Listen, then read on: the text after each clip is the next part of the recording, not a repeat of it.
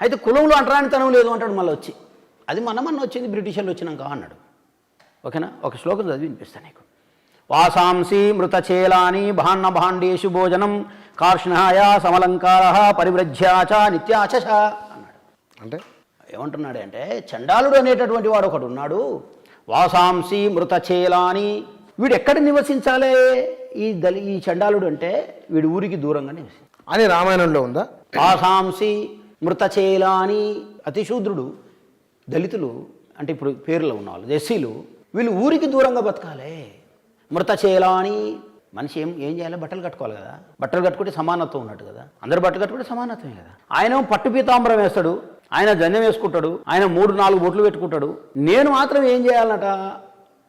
మృత అంటే చచ్చిపోయినటువంటి చేలాని, ఆ మృత శరీరం పైన కప్పినటువంటి వస్త్రాన్ని ఈ చండాలునికి కట్టుబట్టలుగా ఇవ్వండి.